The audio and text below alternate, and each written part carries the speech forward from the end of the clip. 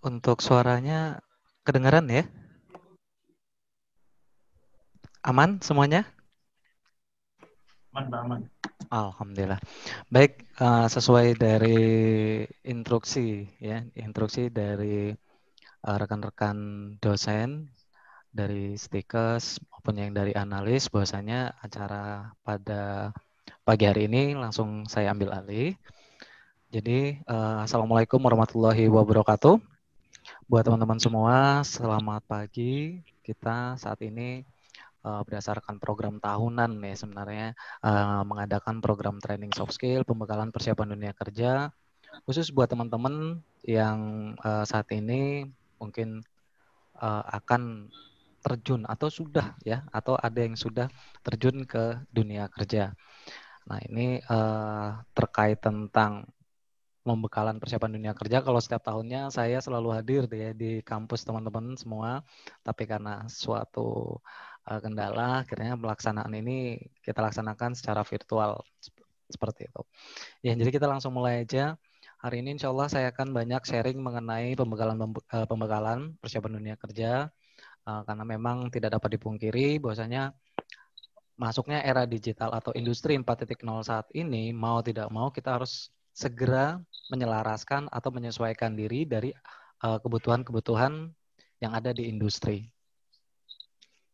Sebelumnya saya perkenalkan dulu bagi teman-teman yang mungkin belum sempat ya atau yang belum pernah mendengar Aryan Haris. Yang perkenalkan, nama saya adalah Aryan Haris, teman-teman. Saat ini posisi saya itu adalah menjabat sebagai trainer.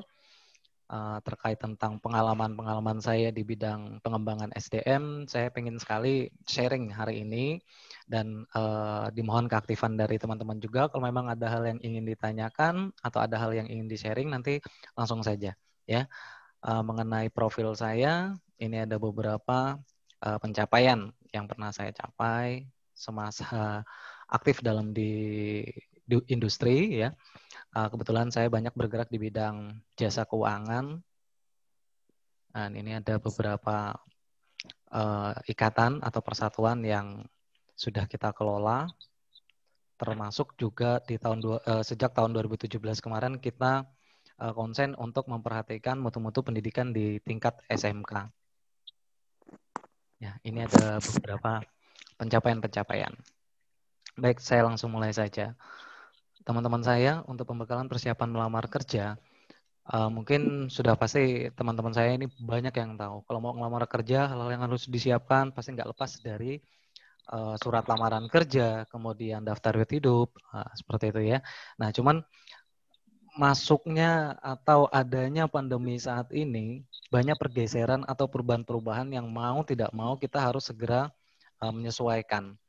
Apalagi era digital saat ini, ya banyak sekali perusahaan, hampir 80% industri atau perusahaan itu mengharuskan untuk tidak bertatap muka atau tidak melaksanakan face to face dalam pelaksanaan rekrutmen. Semuanya dalam bentuk digital, apakah itu pengiriman berkas melalui email dan sebagainya.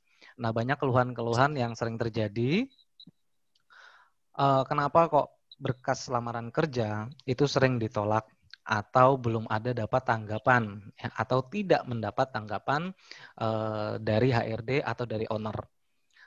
Yang pertama sekali ya, yang sering saya temukan ya pada saat saya menjabat sebagai HRD, yang paling sering saya temukan itu adalah banyaknya pelamar kerja yang salah dalam menuliskan nama perusahaan. Nah, ini etikanya memang fatal ya. Artinya adalah kalau sudah salah mencantumkan nama perusahaan, itu kita mengartikan bahwasanya dia atau si kandidat, calon kandidat memang tidak siap untuk terjun ke dunia kerja, atau yang kedua ya, ajang coba-coba. Saya pikir setiap perusahaan, instansi dimanapun berada pasti tidak mau kalau perusahaannya atau instansinya dijadikan sebagai ajang coba-coba. Ini juga masuk dalam kategori etika yang baik. Etika yang baik maksudnya seperti apa? Seperti halnya kita ingin bertamu ke rumah orang, minimal kita harus tahu siapa yang punya rumah dan sebagainya. Jadi sebagai menunjukkan atau antusias daripada teman-teman ingin bekerja, minimal kita harus tahu dulu perusahaannya. Sehingga sangat fatal kalau teman-teman itu nanti ya ke depannya itu salah dalam mencantumkan nama perusahaan di dalam surat lamaran kerja. Yang kedua, tidak mencantumkan posisi kerja. Yang saya yang kedua ini banyak surat lamaran kerja yang tidak mencantumkan posisi kerja, artinya adalah hanya mencantumkan sebagai karyawan gitu ya. Tapi tidak menginformasikan di posisi apa atau di bagian apa. Jadi mungkin apa yang kosong gitu ya, mungkin maksudnya seperti itu ya, di dalam surat lamaran kerja apa yang kosong di posisi apapun itu mau. Nah tapi di sini untuk tingkat profesionalnya itu nggak dapat. Jadi pastikan nanti teman-teman di dalam membuat surat lamaran kerja atau pada saat mengirim email ya harus jelas di dalam subjek untuk posisi kerja yang teman-teman nanti inginkan. Kemudian yang ketiga itu adalah tidak mencantumkan berkas kerja pendukung.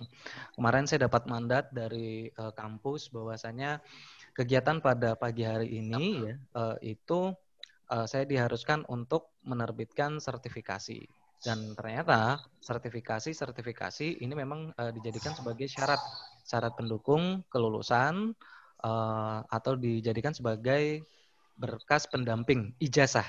Nah, saya sangat setuju karena memang dari tahun 2013 sampai dengan sekarang rata-rata setiap mahasiswa yang akan yudisium atau yang mau akan melaksanakan wisuda itu memang harus diminta atau diharapkan dari pihak kampus untuk mengumpulkan berkas-berkas pendukung atau sebagai sertifikat sebagai pendamping ijazah.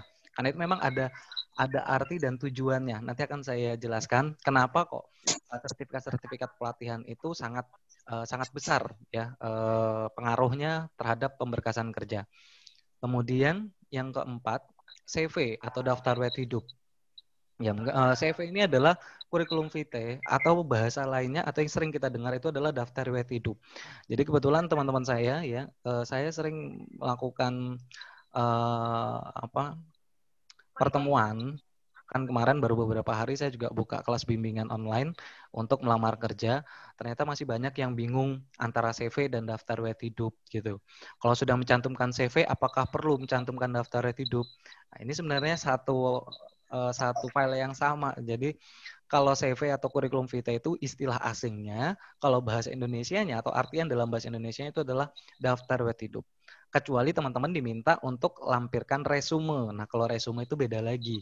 Ya, kalau resume dan CV itu bedanya itu adalah kalau resume lebih singkat, di mana kita hanya menceritakan profil diri kita, pencapaian-pencapaian apa, kemudian riwayat tentang prestasi yang kita capai.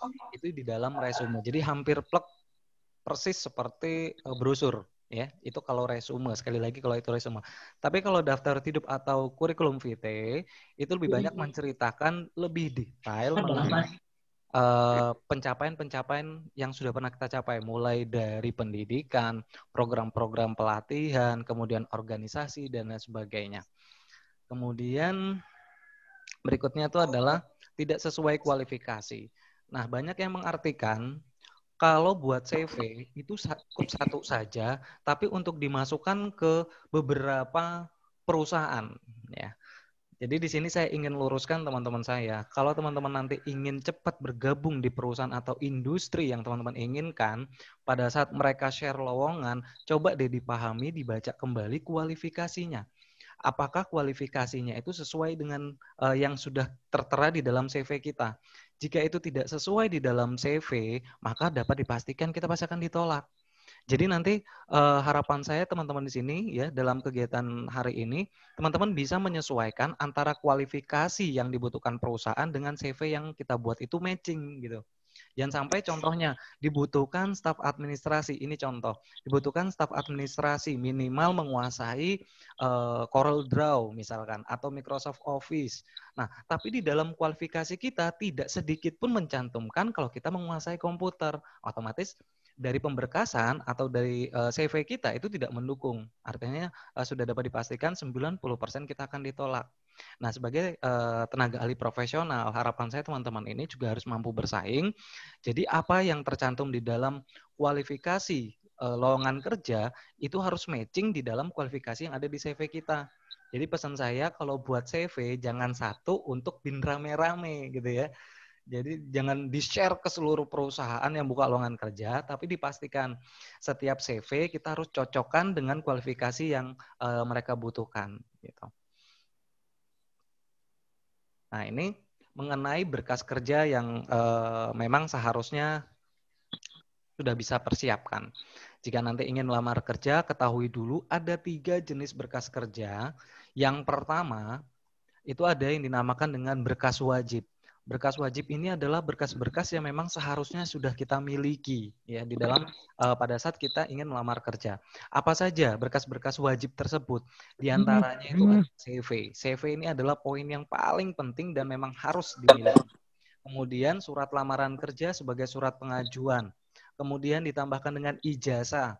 Nah, yang jadi pertanyaan ya dari mahasiswa-mahasiswa di kampus lain juga banyak yang bertanya ke saya, bagaimana kalau kami yang baru lulus dan ijazahnya belum terbit? Gitu. Apakah kami harus menggunakan ijazah SMK? Ya salah ya. Jadi saran saya kalau memang ijazahnya belum terbit itu boleh diganti dengan surat keterangan kelulusan. Surat keterangan kelulusan itu saja cukup. Nah, kalau memang transkrip nilainya tidak ada, cukup pakai surat keterangan kelulusan tadi. Kemudian berikutnya ditambah dengan foto. Foto ini juga kesan ya, karena pada saat teman-teman melampirkan pemberkasan kan kita nggak tahu siapa orangnya gitu ya, yang mana orangnya.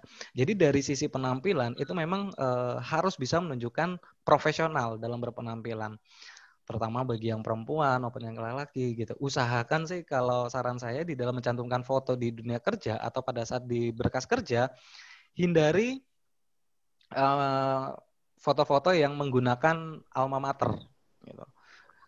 Ya, karena kesannya belum kesan yang kami tanggap teman-teman itu bukan foto terbaru. Jadi usahakan foto itu adalah foto terbaru, hindari yang menggunakan alma mater ya atau aksesoris yang menginformasikan teman-teman itu adalah foto sekolah gitu atau foto kuliah. Kemudian untuk latar, ini banyak yang juga bertanya ke saya. Nanti teman-teman kalau memang penjelasan saya di sini kurang lengkap, teman-teman nanti silahkan, ini promo dikit, silahkan nanti cari di YouTube saya. Itu sudah banyak saya kupas mengenai persiapan-persiapan memasuki dunia kerja. Termasuk salah satunya itu adalah kenapa foto begitu sangat penting, ya. Untuk foto itu latar belakangnya itu sebenarnya kita tidak ada ya di dalam HRD atau di dalam ketentuan prosedural melamar kerja, itu kembali lagi dari kebijakan masing-masing perusahaan.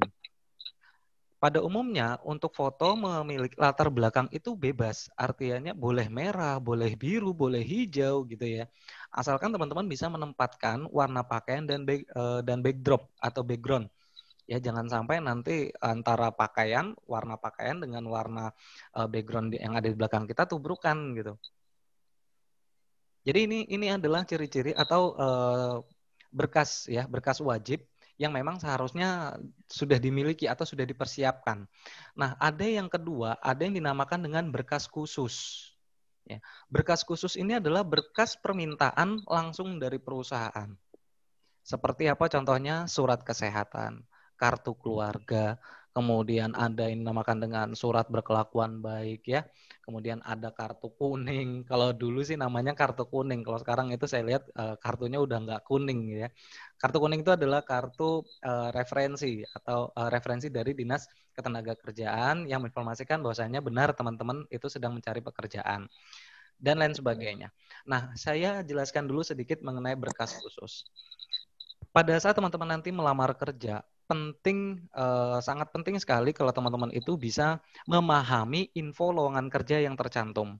Jika di dalam info lowongan kerja itu tidak meminta berkas khusus seperti ini, ya, apakah itu surat kesehatan, kartu keluarga, SKCK, kartu kuning, kalau memang tidak diminta, itu saran saya untuk berkas khusus ini kalau memang tidak ada, itu nggak usah dilampirkan, nggak masalah.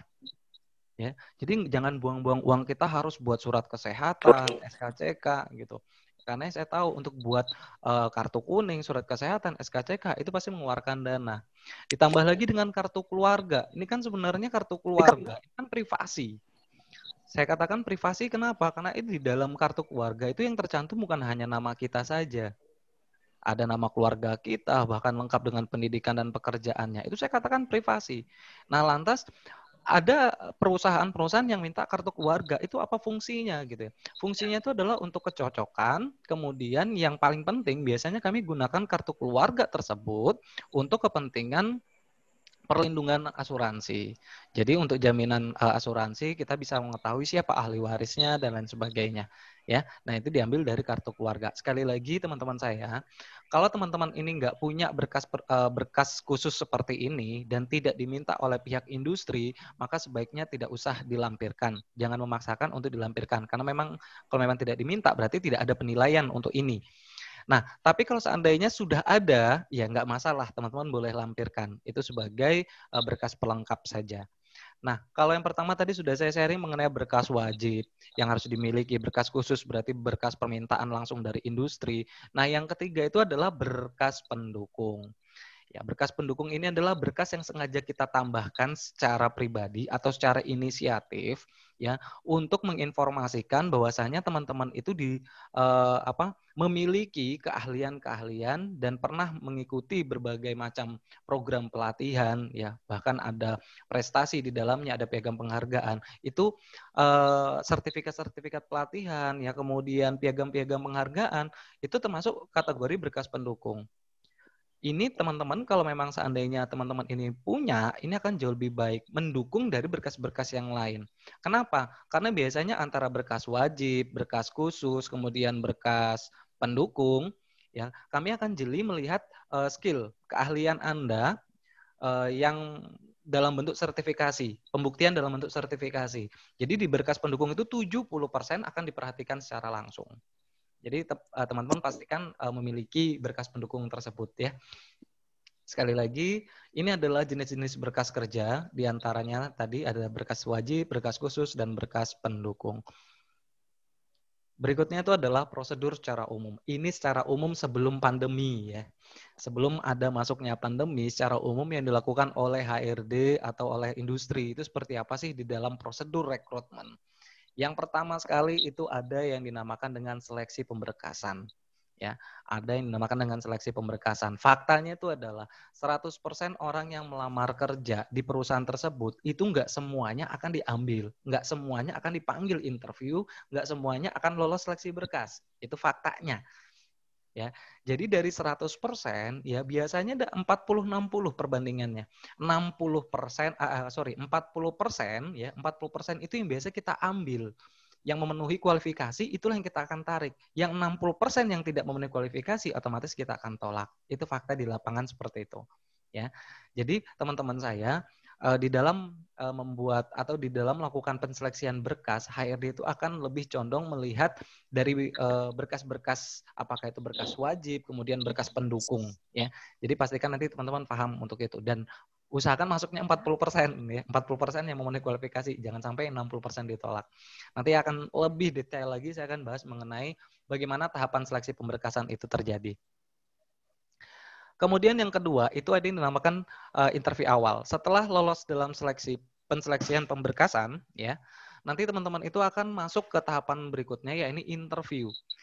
Nah, yang jadi pertanyaan interview awal ini siapa yang melaksanakan? Siapa yang menginterview gitu ya? Yang menginterview itu pertama kali itu adalah HRD, ya, Human Resource Development atau yang menangani masalah rekrutmen di perusahaan tersebut. Ya, pengembangan SDM dan sebagainya itu adalah yang menangani itu adalah seorang HRD.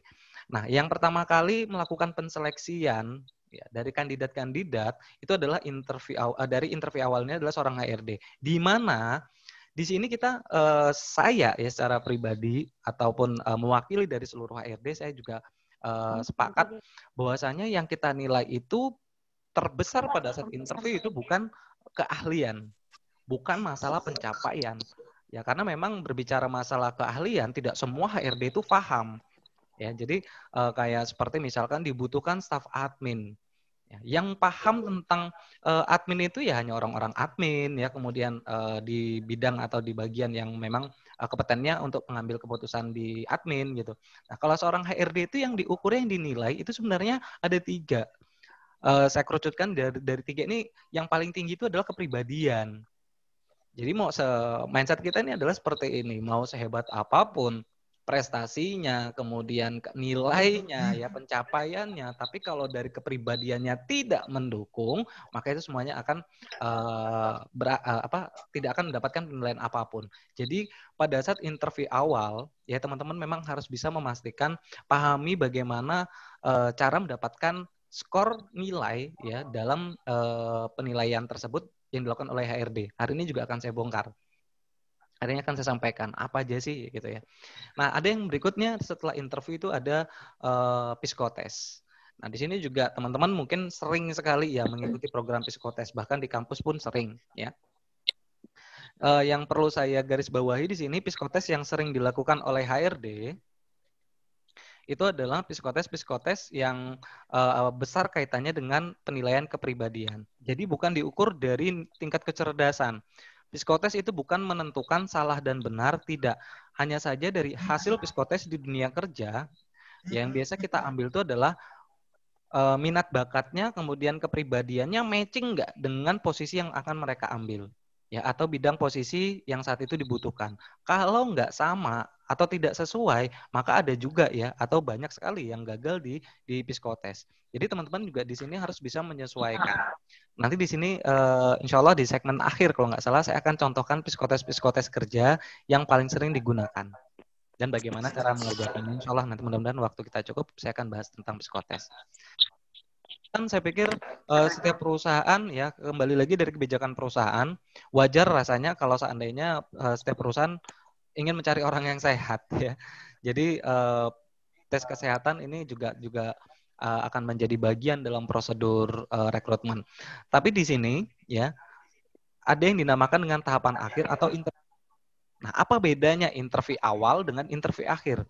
Kalau interview awal tadi seperti yang saya jelaskan, interview awal yang melakukan penseleksian itu adalah HRD diambil dari nilai-nilai kepribadian. Tapi kalau interview akhir itu siapa? Ya, atau bagian atau kepala bagian yang memutuskan.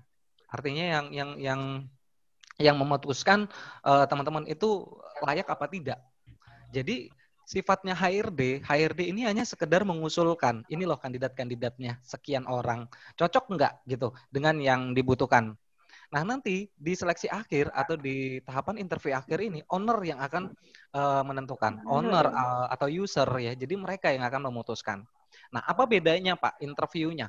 Kalau interview awal, teman-teman akan lebih banyak cara kepribadian, tunjukkan kepribadian yang baik, karena itu HRD. Tapi kalau interview akhir, ceritakan sebanyak owner ataupun user di interview akhir, mereka akan menilai dari kemampuan bedanya.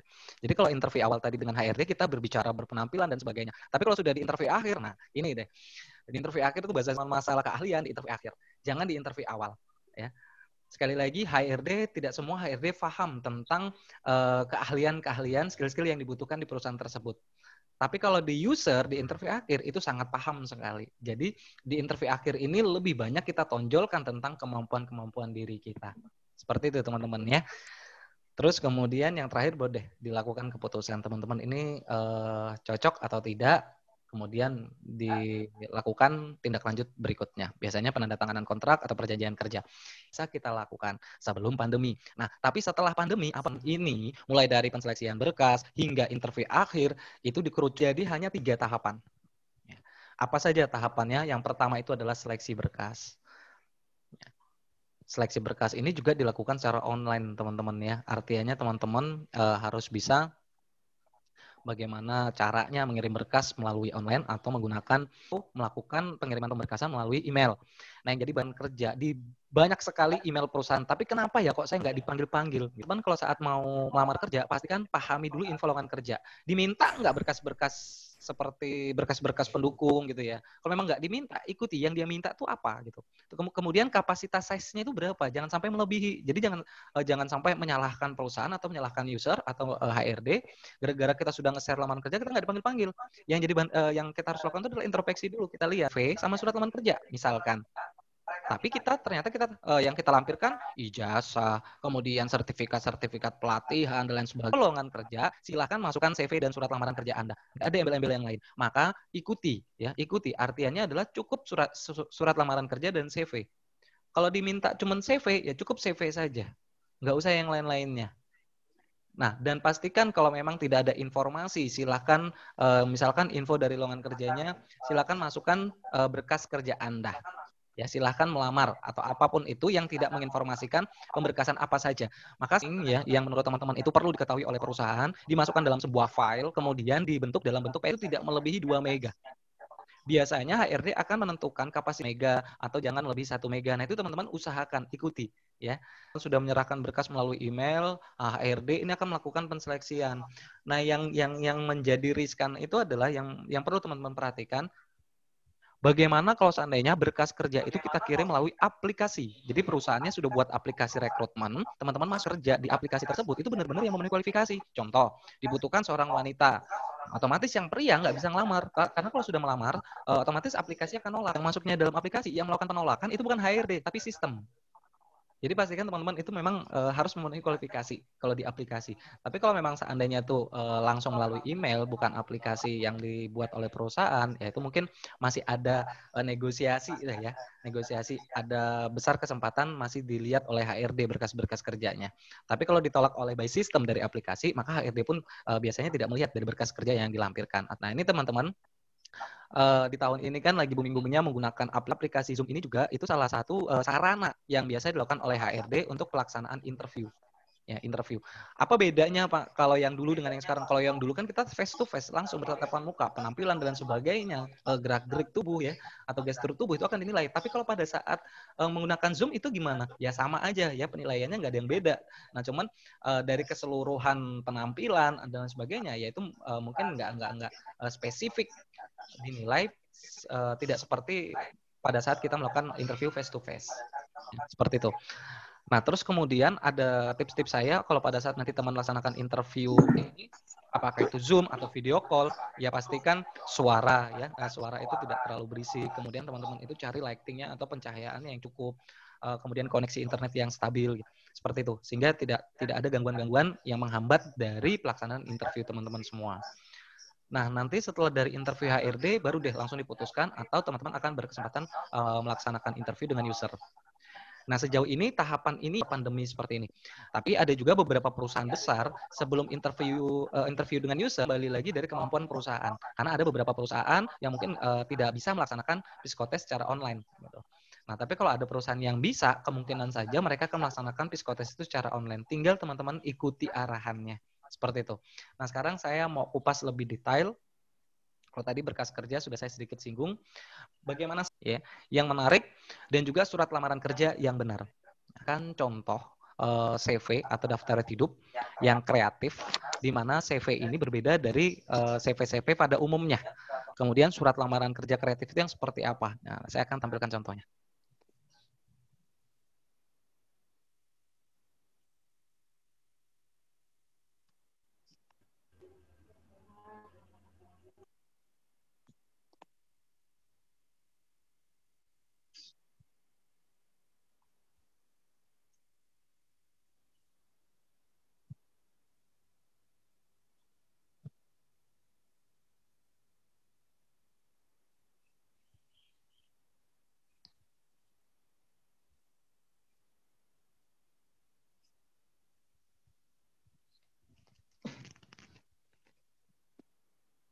Nah, kalau untuk CV ya, CV kurikulum vitae ataupun daftar riwayat hidup, pesan saya kalau teman-teman itu buat daftar riwayat hidup ya, usahakan sih didesainnya semenarik mungkin. Kenapa bahasa saya semenarik mungkin? Karena pada prinsipnya CV ini adalah rincian yang nantinya akan kita informasikan jadi harus semaksimal mungkin apa-apa aja yang perlu kita cantum riwayat hidup atau kurikulum vitae. Ini teman-teman salah satu nanti teman-teman yang pengen contohnya akan saya berikan ya di sesi akhir nanti akan saya berikan prosedurnya bagaimana. Untuk CV ya kembali lagi yang kita nilai teman-teman kreatif ya CV kreatif seperti ini itu biasanya mengundang perhatian. Jadi teman-teman itu sebenarnya sudah menang pertama kalau punya CV yang menarik itu mengundang perhatian HRD. Jadi sudah menang pertama. Nah, tapi kembali lagi, kalau CV-nya sudah keren, tampilannya udah oke, kembali apa gitu. Kalau isinya ternyata biasa-biasa aja, keren banget, yang kita nilai juga itu kembali lagi dari konten yang tercantum. Nah, seperti ini contohnya. Pertama, itu adalah pastikan teman-teman itu cantumkan foto. Di CV wajib menggunakan foto. Saran saya itu adalah gunakan foto terbaik dari yang paling baik yang kita punya, ya. Yang pastinya foto profesional. Kemudian silahkan kalian kreasikan. Apakah di sini di bagian atas ini kita, gitu, silahkan aja. Ceritakan mulai dari nama lengkap ya sampai dengan bentuk profil. Nah, terus kemudian kalau untuk pendidikan terakhir, teman-teman usahakan lengkap yang D3, tapi usahakan lengkap dengan jurusannya.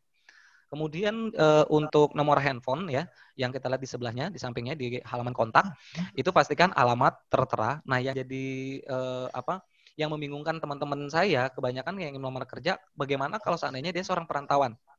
Ya, kemudian dia punya dua alamat yang berbeda antara alamat domisili dengan acara penulisannya. Kalau teman-teman saran saya itu usahakan gunakan alamat yang terdekat ya, yang terdekat dengan perusahaan tersebut.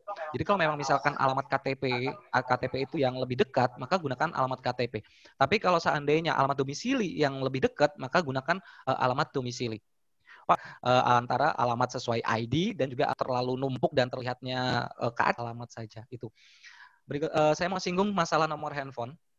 Ya, khususnya teman-teman yang memiliki WhatsApp, saat ini kan HRD juga banyak menghubungi melalui nomor WhatsApp. Jadi teman-teman informasikan kalau memang ternyata nomor handphone itu terhubung dengan WhatsApp, maka kasih keterangan.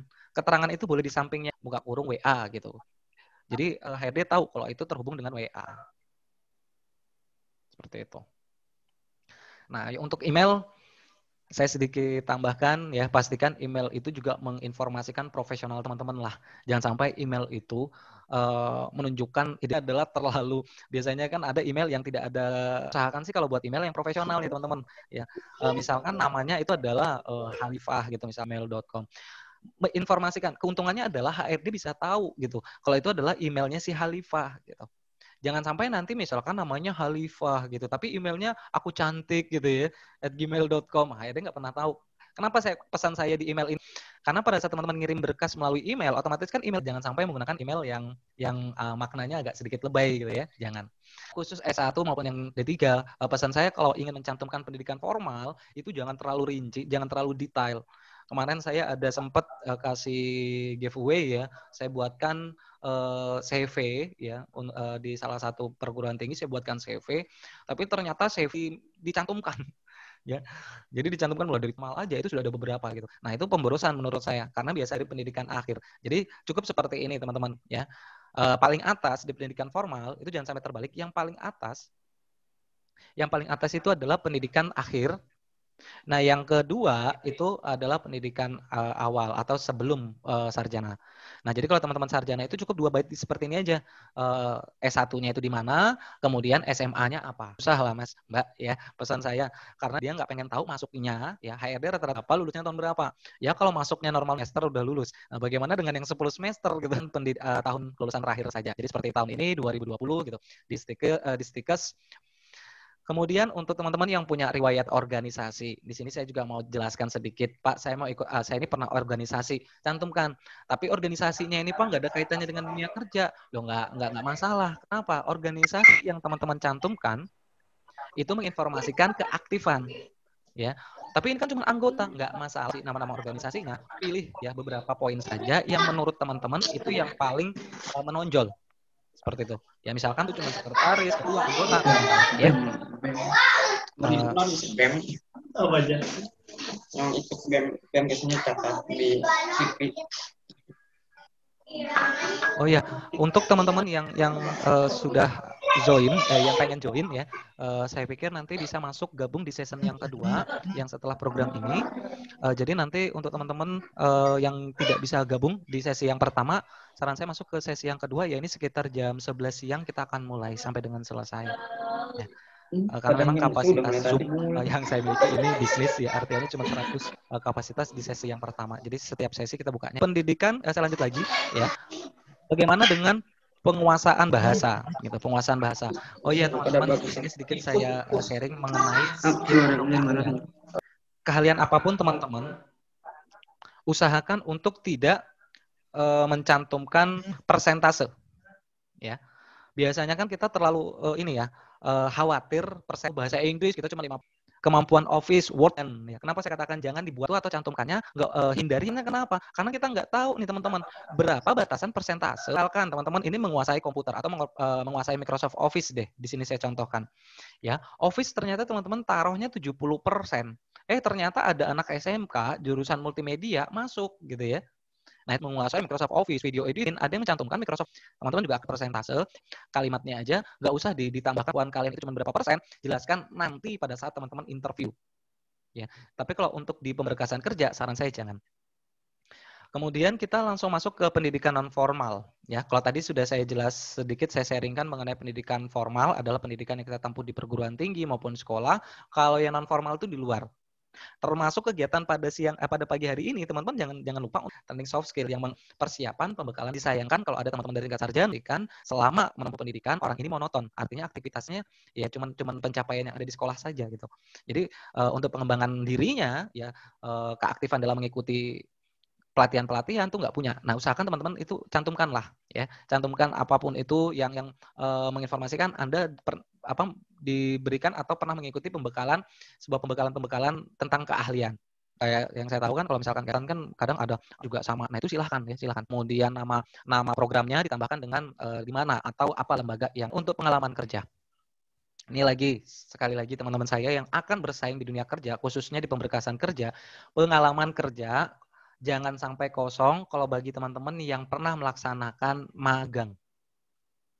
Ya, magang atau aktivitas yang dilakukan oleh teman-teman saja tersebut gitu. Jadi akan saja gitu. Pengalaman 2020, apa kan 6 bulan, ya nggak masalah. Teman-teman tinggal cantumkan tahunnya saja. Kemudian keterangan sebagai apa posisinya. Kalau memang peserta magang, peserta prakerin, ya sudah ditambahkan sebagai peserta prakerin. Dan jangan lupa tambahkan job desk. Apa saja yang sudah teman-teman lakukan gitu. Atau apa aktivitas mulai dari voting ya, cantumkan. Jadi saya pernah magang di A, seharusnya teman-teman pada saat ditanya apakah Anda melaksanakan praktek kerja atau magang di perusahaan A, karena itu teman yang di tingkat SMK yang pernah melaksanakan magang, itu boleh ditambahkan atau dicantumkan. Nah, yang menarik dari CV, dari sekian panjang kali lebar yang saya jelaskan tadi, yang paling penting ya semuanya penting, tapi kualifikasi. Followan kan seorang admin. Dengan yang kedua, memiliki juga kepemimpinan, administrasi yang baik, dan sebagainya. Apapun kualifikasi yang terdapat di dalam info lowongan kerja tersebut, tinggal kalian kemas bahasanya, kalian masukkan di dalam kualifikasi diri ini. Jadi, ya kalau buat saya yang benar itu kita cocokkan dengan kebutuhan Pak, tapi ya sudah cukup tinggal Anda secara umumnya gitu ya. Kualifikasi itu kan setiap orang harus jujur, disiplin gitu dan sebagainya. Nah, seperti mampu bekerja dengan tim, ini kan kalimat pengganti sebenarnya. Yang kedua ini, mampu bekerja dengan tim dan siap bekerja di bawah tekanan. Nah, di dunia adaptasi itu ambigu. Terkadang orang di luar nggak bisa gitu, ataupun yang sebaliknya gitu. Jadi pastikan dunia kerja, to the point-nya seperti ini, mampu bekerja dengan tim dan siap bekerja di bawah tekanan. Kemudian yang ketiga, bertanggung jawab terhadap pekerjaan serta memiliki manajemen waktu yang baik. Ini juga keren ya. Artinya adalah menunjukkan teman-teman itu profesional, kemudian disiplin dan selalu hati-hati dalam bertindak. Nah, kemudian yang menuliskan seperti Microsoft Office 50 khususnya Microsoft Office. Kemudian mampu menangani ini. Tunjukkan kemampuan yang sesuai dengan kebutuhan kualifikasi. Jangan teman-teman seperti ini, cuman kesehatan pengen ngelamar, boleh nggak? Ya boleh-boleh saja. Kalau selama kualifikasi itu cocok, mereka akan ambil. Buktinya saya akademik perawatan yang dilakukan oleh manajemen gitu, harus melakukan pengaturan penjadwalan dan sebagainya. Kok bisa masuk? Ya karena tadi salah keahlian itu saya pikir setiap perusahaan industri punya ketentuan masing-masing. Ya biasanya ada yang keahliannya nggak sesuai, itu nanti pada saat mereka diterima itu mereka akan ditambah pribadi jurusan teknik elektro kan sampai dengan hari ini bahkan elektro gitu. Yang mau bekerja di bidang jasa keuangan dan sebagainya. Jadi mau nggak mau teman-teman juga nanti di lapangan harus bisa cepat beradaptasi dan menyesuaikan dari sesuai kebutuhan. Jadi nggak semua keahlian kita itu mendukung dari program kerja yang akan kita ambil seperti itu. Tapi memang dari keahlian itu merupakan pondasi awal kita untuk bisa saya pikir masuk bagaimana sih cara pembuatan surat lamaran kerja. Untuk pembuatan surat pernah belajar di sekolah lah ya. Saya yakin waktu di sekolah tingkat SMA atau SMK gitu pernah diajarkan bagaimana cara membuat surat lamaran kerja. Tapi pesan saya HRD itu up to date gitu, nggak menggunakan metode era zaman sebelum revolusi gitu. Jadi kalau zaman-zaman dulu kan surat lamaran kerja harus harus ditulis tangan, kemudian harus lebih teliti, makanya seperti itulah. Kalau yang sekarang ini teman-teman juga harus bisa mengikuti perkembangan era digital. tidak semua perusahaan dan hampir keseluruhan instansi perusahaan itu mengharapkan teman-teman itu bisa menggunakan komputerisasi. Jadi buatlah dan desainlah surat lamaran kerja termasuk CV itu menggunakan komputerisasi karena hasilnya akan jauh lebih baik. Kecuali permintaan langsung kalian atau teman-teman saya wajib tulis tangan. Tapi kalau tidak ada keterangan di info locker-nya harus ditulis tangan atau diketik, maka saran saya lebih baik diketik karena banyak sisi positif kalau teman-teman bisa ngetik, terutama bisa menghindari kesalahan dalam penulisan ya. Sekarang saya contohkan bagaimana sih cara membuat surat lamaran kerja yang menarik, gitu, yang baik, dan juga profesional.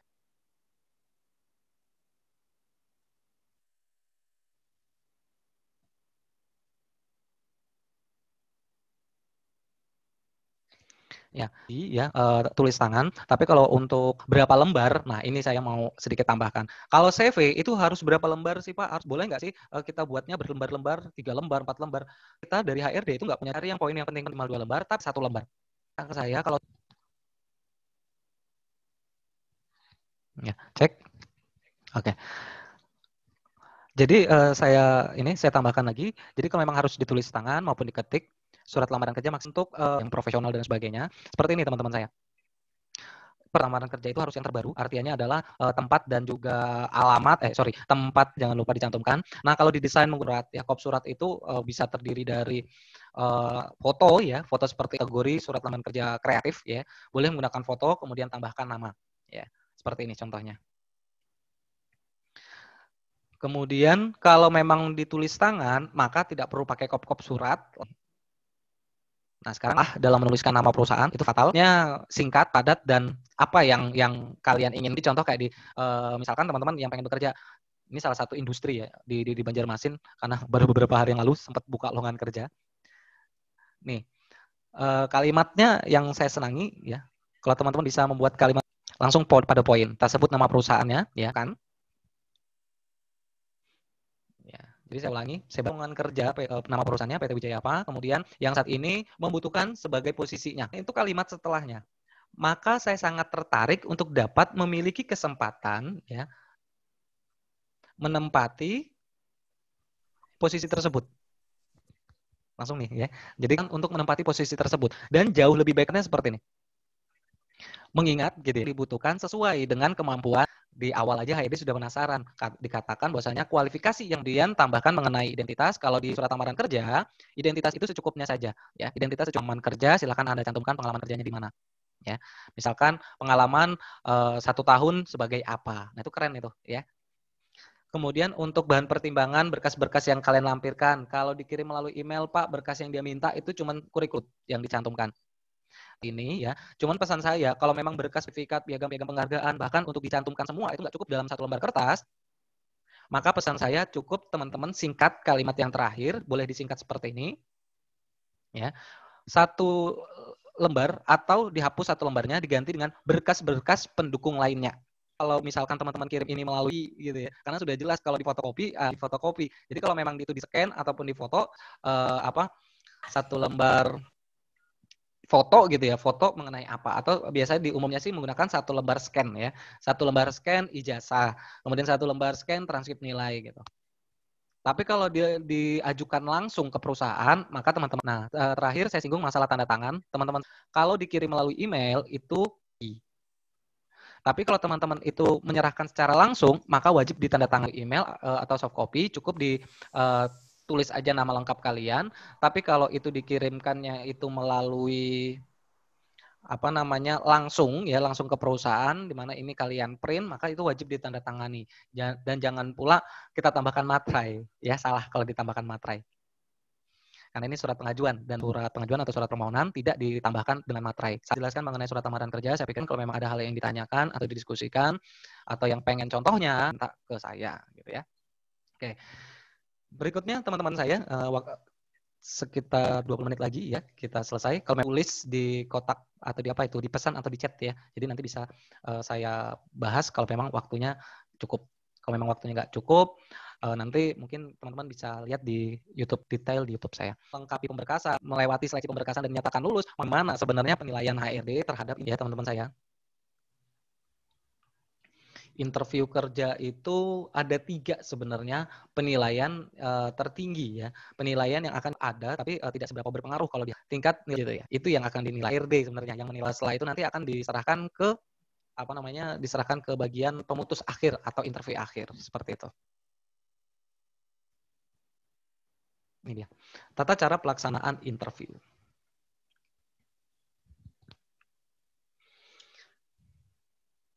Nah, ini sedikit saya singgung. Kalau teman-teman itu melaksanakan interview kerja, penampilannya kan. Jadi kita harus menyesuaikan kesalahan-kesalahan yang sering terjadi, tidak memperlihatkan atau tidak menunjukkan ketertarikan.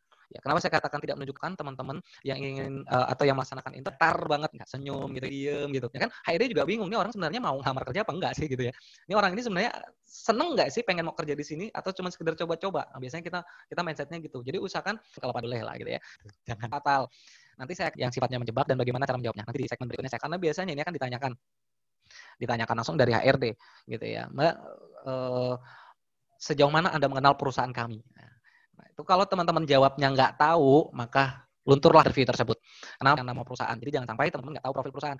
Ya, kalau memang nggak cukup di Google, tanya, ya konsultasi perusahaan lengkap pengetahuan teman-teman di perusahaan tersebut baik buat teman-teman semua. Kemudian yang ketiga siapan. Jadi pada saat melaksanakan interview pinjam pulpen ya enggak. Nah, itu juga akan mempengaruhi menunjukkan sampai nanti kayak seperti misalkan ditanya apakah Anda mengetahui job desk pekerjaannya, Anda bilang nggak tahu, ya itu masuk kategori tidak ketertarikan juga sih. Ngapain mau ngelamar kerja yang kita sendiri nggak tahu kerjaannya ngapain gitu. Berikutnya itu adalah menunjukkan etika sikap yang buruk.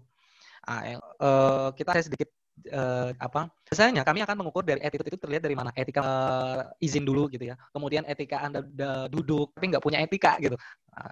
Langsung merasakan pintar tapi nggak punya etika gitu. Jadi harus tunjukkan semuanya. Kita memiliki keahlian yang luar biasa, maka tunjukkan pula etika kita yang luar biasa baik. Masuk, dipersilahkan dulu, kemudian duduk pada saat kita dipersilahkan. Kalau memang nggak ada Pak inisiatif, kita minta izin. Kemudian berikutnya tidak menanyakan. Biasanya saya saja gitu. Jadi pada saat apakah ada di Stikers Borles ya, yang ada di Yayasan Bunda Lestari, pada saat di segmen terakhir, begitu Anda diminta untuk bertanya dengan materi, ya, jangan yang berkaitan dengan kepribadian, ya. Kemudian misalkan kepribadian itu kita nanya, Pak, kalau saya boleh tahu status Bapak ini apa, Pak? Sudah menikah apa belum? Nah, itu kan pribadi. Tapi tanyakan tentang mengenai profil perusahaan, boleh kita tanyakan mengenai job desk, pekerjaan. Untuk di segmen akhir profit ini atau di apotek ini, pagi apa siang, Pak? Atau ada berapa shift? Untuk menginformasikan inisiatif atau antusias. Nah, sekarang hal-hal yang harus pastikan teman-teman paham tentang 3M ya. M yang pertama itu adalah mempersiapkan diri, termasuk menguasai dan juga memahami. Ya, apa yang perlu kita pahami dan apa yang perlu kita kuasai, ya ini dasar-dasar interview, termasuk jawaban-jawaban interview yang mendekati sesuai dengan yang diharapkan oleh perusahaan. Nah, sebagai hadiah buat teman-teman saya yang mengikuti 15 ya, lengkap dengan cara atau tinggal modifikasi sesuai kebutuhan teman-teman semua. Dan yang mau minta langsung ke saya, akan saya tambahkan semua file-file yang sudah saya janjikan tersebut. Ya. Untuk pertanyaan-pertanyaan, ya. Ini tadi yang saya katakan kalau HRD itu nggak akan menilai dari keahlian lebih jauh, mereka hanya mengukur sebanyak dari yang mereka nilai itu ada 3. Yang pertama itu adalah penampilan teman-teman, kemudian itu yang kedua sikap, dan yang ketiga itu jawaban-jawaban interview atau keaktifan Anda di dalam menjawab interview kerja. Yang paling sering ditanya menyikapi. Yang pertama, makanya ini teman-teman harus latihan interview dan cara menjawabnya supaya teman-teman ini punya basic latihan dulu. Latihannya dengan siapa? Jangan langsung sama HRD ya, langsung aja dengan teman-teman sekitar Anda gitu. Latihan. Kemudian ya bagaimana cara Anda menjawab. Semakin sering banyak Anda latihan, semakin banyak pula pengetahuan dan juga Anda lebih cepat memahami atau menguasai. Nah, pada saat memperkenalkan diri, sebaiknya teman-teman itu menceritakan tentu mengenai bawa keluarga interview ditanya atau diminta, silakan Pak, ini contoh ya, jangan ditiru. Perkenalkan, Pak, dari 4 bersaudara, ayah saya seorang petani, ibu saya ibu rumah tangga. Kemudian untuk motivasi saya kerja di sini itu adalah uang dan sebagainya. Pesan saya ya, kalau memang teman-teman itu ingin menceritakan tentang diri ya yang profesional, jangan sampai menyinggung masalah-masalah kita bawa keluarga gitu, karena yang mau kerja di situ kan kita harus sampaikan itu adalah tinggal, kemudian ada nggak kalian punya pengalaman, itu diceritakan ceritakan ya seperti itu, dan jangan pernah mengatakan pengalaman atau saya tidak bisa untuk didengar oleh HRD. Hapus kata tidak itu menjadi kata belum, itu akan jauh lebih baik artinya dibandingkan Anda mengatakan tidak. Saya tidak bisa, Pak. Tapi akan jauh lebih baik kalau Anda mengatakan, saya belum bisa, Pak. Tapi kalau diberikan kesempatan, saya akan belajar. itu menunjukkan keaktifan, ya. Seperti itu. Sekali lagi, hapus kata tidak menjadi Anda mengenal banyak mungkin mengenai salah. Kenapa saya katakan nggak karyawan di situ? Kan perfect. Gitu. Teman itu tahu menginformasikannya. Seperti itu yang dinilai, ya. Berikutnya jawabnya kayak kemarin-kemarin yang sering saya dengar pakai kata terserah. Kalau gaji Pak, saya terserah Pak. Pastikan teman-teman itu bisa mengukur gaji. Gaji untuk diinformasikan. Gaji, cara menginformasikan gaji itu seperti apa? Yang pertama, cari tahu tentang posisi yang kalian inginkan tuh gajinya berapa. Cari tahunya itu di mana? Cari tahunya boleh dengan orang-orang sekitar ya yang ada di perusahaan tersebut mungkin, atau di perusahaan lain, ataupun Anda ya standar admin. Nah, kemudian cara menjawab 0 juta itu salah. Karena rahasianya di sini tentukan gaji. Artinya adalah gaji itu sudah ada standarnya di perusahaan tersebut. Mereka pengen tahu berapa sih kebutuhan kalian setiap bulan, sehingga wajib teman-teman sebutkan nominalnya, kemudian tambahkan nominalnya yang masuk akal ya. Yang kedua itu masuk akal. Ya, jadi yang pertama nominal, yang kedua itu yang masuk akal, yang ketiga itu tambahkan dengan alasan. Saran untuk 2 sampai itu. Ya, adalah ya tambahkan alasan. Kenapa saya katakan jadikan alasan kalau memang teman-teman itu artinya secara nggak langsung kalau HRD-nya itu kebutuhan peningkatan kebutuhan gitu maksudnya. Jadi contohnya seperti ini. Berapa gaji yang Anda inginkan? Kisaran 3 sampai 5 juta cukup Pak. Alasannya karena saya belum menikah Pak. Nah, itu artinya adalah berarti untuk saat ini kebutuhan kalian itu ya 3 sampai, berarti kan kebutuhannya nambah. Nah, ikuti. Maksudnya itu kan Pak saya takut kerendahan standar gaji. Standar nggak masalah sih gitu.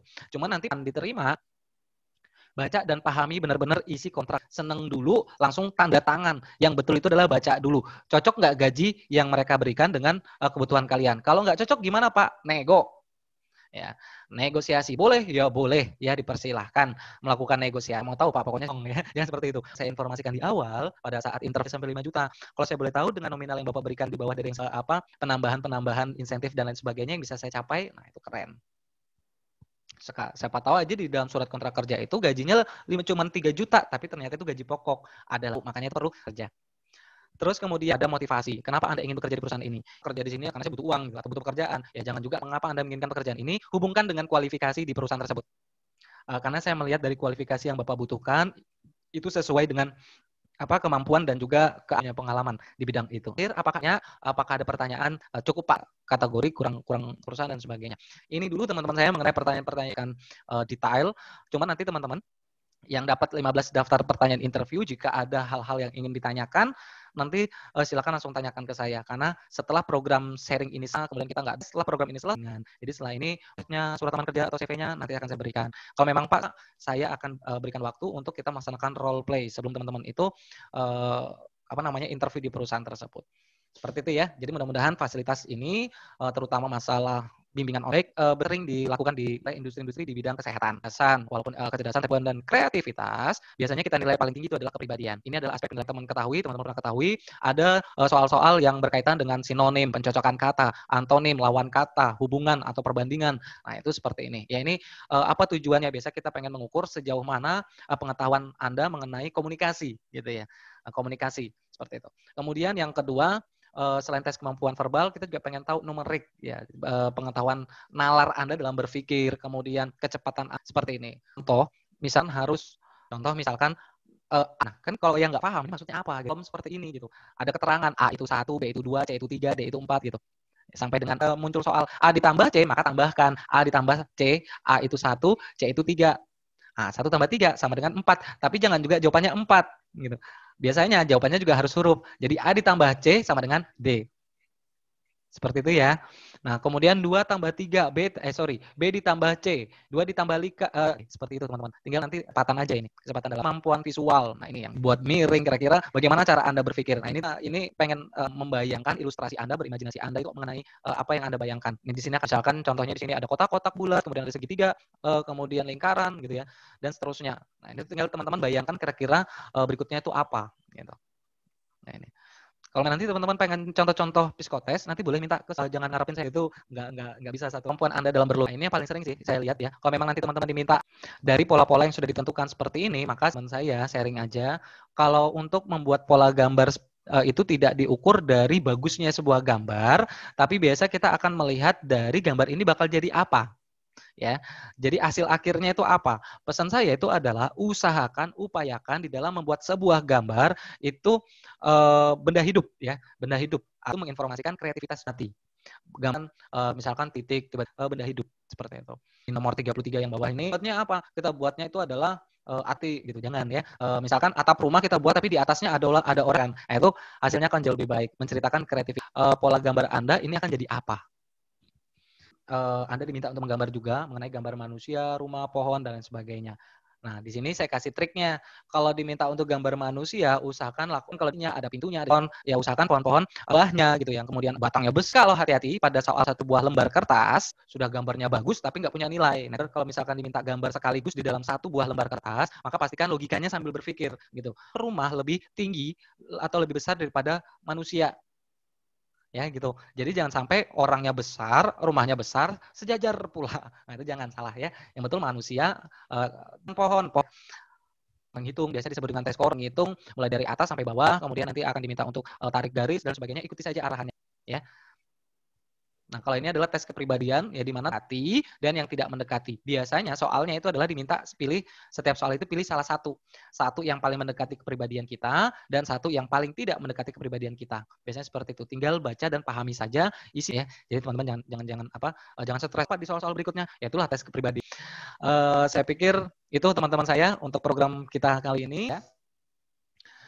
Akil dengan kesungguhan itu dapat merubah kesempatan kita menjadi lebih besar, namun langkah besar tanpa kesungguhan itu akan menjadikan peluang kita sia-sia. Ya. Jadi apapun itu lakukan, sekecil apapun itu lakukan. Bagi teman-teman nanti yang ingin konsultasi, silahkan subscribe ke rekan-rekannya di YouTube tersebut. Akhir kata, kalau memang ada kesalahan dalam pengucapan, saya mohon maaf yang sebesar-besarnya. Dan bagi teman yang pengen konsultasi, saya akan tunggu. Untuk penerbitan e-sertifikat, harapan saya sudah mengisi absensi ya yang diarahkan oleh kampus tadi. Sudah mengisi absensi? Ya, kalau memang belum, coba nanti hubungi Pak Adit ya sebagai koordinator pelaksanaan acara hari ini. Karena nanti yang kata dari instruksi dari pihak kampus hanya yang hadir atau hanya yang mengikuti program ini saja yang akan mendapatkan sertifikat program pelatihan ini untuk dijadikan sebagai pendamping ijazah. Oke, baik teman-teman saya. Akhir kata saya Ren Haris, saya akhiri. Wassalamualaikum warahmatullahi wabarakatuh. Room ini dan lanjut mungkin bisa chat ke Pak Adit untuk tindak lanjutnya seperti apa ya. Sampai jumpa lagi buat teman-teman semua.